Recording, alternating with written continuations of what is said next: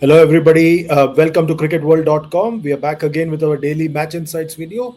The fourth test match between England and India currently underway at Old Trafford in Manchester. It's an enthralling test match.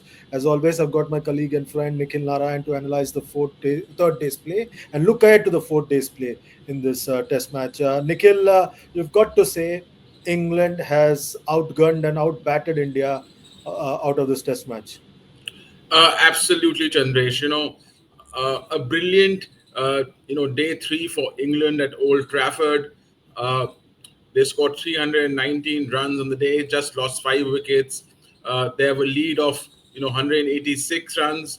Uh, England in the driver's seat, Chandresh. India will find it very difficult to bounce back in this Test match. The only two results possible now. Uh, an England win, which looks likely, or a draw. But for a draw, India would have to bat out of the skins in the second innings. And historically, they haven't been, great batters. They haven't given great performances in the second innings, especially in Sena countries. Yeah, that's what they need to be wary about. But looking at the day's play, the story was all about how Joe Root scored his 38 Test 100, went past Dravid, Callis, and then finally Ricky Ponting. This has really been the story of this Test match so far. Absolutely. Joe Root is an all time great. A lot of cricket pundits sort of talk about him not getting a test century, in Australia. However, Shane Warne didn't have a great record in India. Mutaya Muralidharan didn't have a great record in Australia. So that doesn't count. OFC's overall record, you know, uh, Joe Root is in an all-time great, averaging about 50, second highest run scorer of all time. And he's been in imperious form since 2021. He's got 21st Test hundreds generations 2021 in Test cricket. The next highest on the list are Stephen Smith and Kane Williamson with 10 hundreds each. So just Joe Root is in a class of his own. This was his 12th Test run against India, the most by any batter, overtaking Stephen Smith, who had 11. So he obviously likes batting against India, and he's a class act. It was almost a chanceless knock, and batted India out of the contest. Yeah, at the other end, you also had the skipper, Ben Stokes, also contributing quite usefully for his side, though he did walk off midway through his innings because of cramps. But he came back at the end of the day's play, and he's now looking to pile on more misery for India, who are struggling because the bowling looked very, very pedestrian. And it was not helped by the fact that two of their leading fast bowlers, Mohammad Siraj and Jasprit Bumrah, sort of twisted their ankle. Bumrah while climbing up the stairs to go to the dressing room, and Siraj on the field. And the other two seamers looked very, very ordinary. That is Anshul Kamboj and Shardul Thakur. But truth be told, the skipper hardly had any confidence in Shardul Thakur.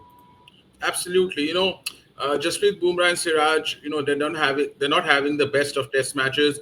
Bumrah sort of looks a bit, he's not at his peak. Obviously, uh, he's exhausted, and the issue with the ankle. Siraj has been expensive. He's bowled a few good spells, but overall going at 4.3 and over, not good enough. At this level against this team.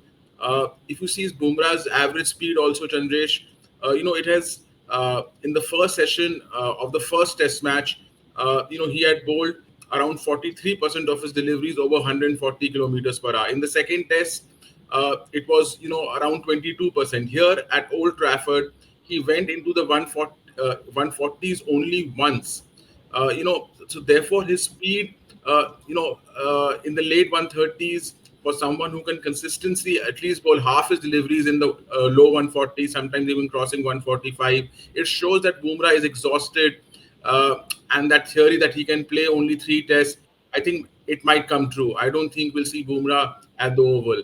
Also, I think Anshul Kamboj is not having, the best of Test matches. I think India have rushed him in playing this Test match. His average speed, is just 125 in the second innings. It was 128 in the first. He hasn't crossed 134.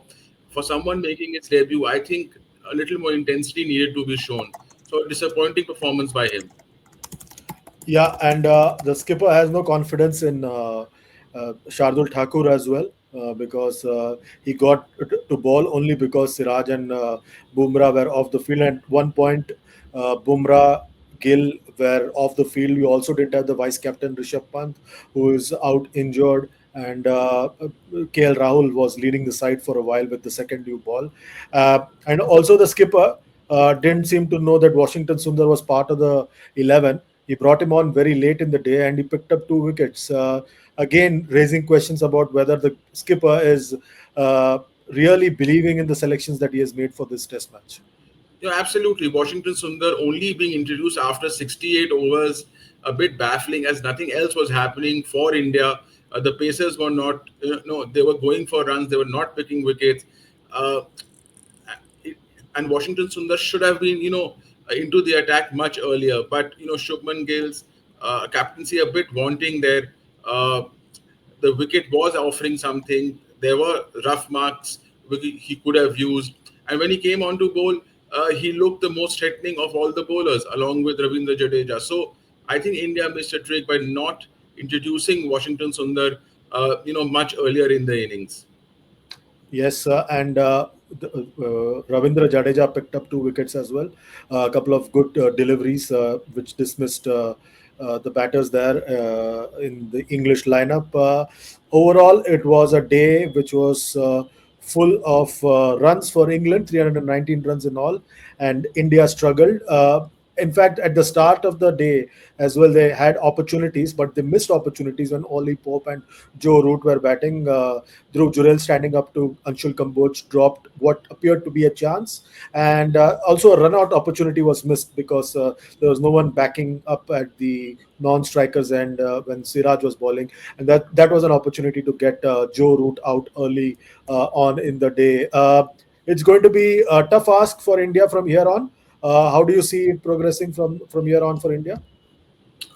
I think firstly the bowlers need to get the remaining England wickets cheaply. The lead should not cross much beyond 200, and then the Indian batters need to put up one of the performance for the ages. They would need to bat at least, I'm assuming, 4.5 sessions to save this Test match, because even if you give England 150 in 25 overs, they're going to go for it and chase it down. So remember, this is not a conventional England unit. They are going to go after it, whatever the target might be. But India needs to bat at least 4.5 sessions. They have the capability. They're batting deep. Uh, but it'll be a a big test of temperament as much it will be a test of technique. But let's see. The teams have fought back in the past. This Indian team has the ability, so there could be an exciting day four on the cards for Team India. Let's see what happens. We'll be back again with a review of the 4 days play. You just need to log on to cricketworld.com and like, share, subscribe, and comment on these videos and be part of the conversation that Nikhil and I are having right through India's tour of England. That's it for today. We'll be back with the 4 days review very soon. Till then, take very good care of yourselves. It's goodbye and God bless from both Nikhil and myself.